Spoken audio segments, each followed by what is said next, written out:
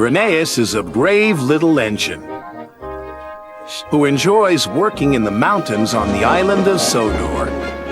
Even though he is little, Rheneas loves feeling like a really useful engine. One day, Sir Topham Hatt came to see Rheneas. "I have a very important job for you," he boomed. "An important job?" cried Rheneas. "Oh, thank you, sir." "You ought to take some school children up into the mountains. You must make sure they have a wonderful time and are back in time for their lunch." "Yes, sir," said Rheneas, but he was worried. He wasn't sure he was good enough to make the trip special. When Rheneas arrived at the station, the children and their teacher were waiting on the platform. "How am I going to make the Children's Day really special?" he said to Rusty. "You know the mountains better than any engine," said Rusty. But Rheneas wasn't sure his best would be exciting enough. He felt like a very little engine indeed. Sir Topham Hatt had told Rheneas's driver to point out all the beautiful sights along the way. "This is Sodor Castle," called his driver. "It is very special and important." Rheneas saw the castle every day. He didn't think it was special or important. "I must think of something exciting to do," he puffed to himself.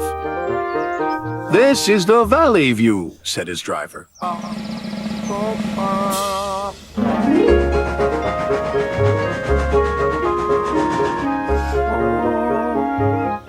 "And here's the viaduct."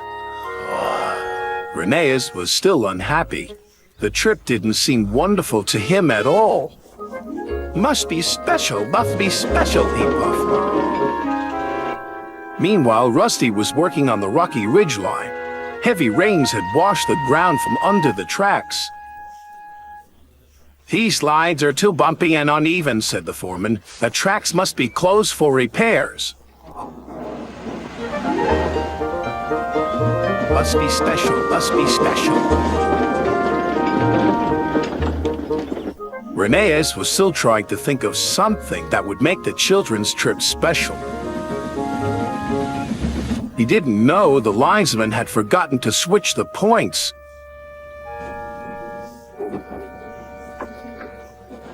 Suddenly, Rheneas was on the wrong track. "Oh no! This line is closed for repairs! Bust my buffers!" jumped Rheneas.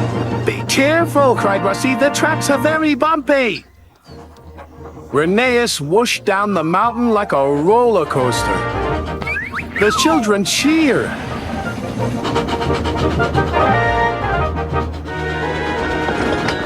Rheneas puffed up the rocky ridge with all his might. His coach clattered and bumped and bounced along behind. And its children oohed and hawed.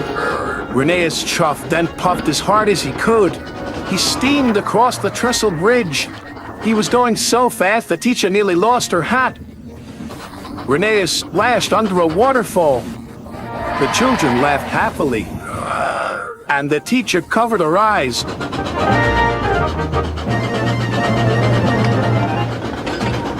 At last, they could see the station. Rheneas was very tired and worried. What would Sir Topham Hatt say? "Phew," said the teacher. "Just in time for lunch." "It was the best school trip ever," cried the children. Sir Topham Hatt wasn't cross with Rheneas. He was happy too. "You gave the children a wonderful trip. You really are a very useful engine." "Oh, thank you, sir," puffed Rheneas proudly. Rheneas didn't feel like a little engine anymore.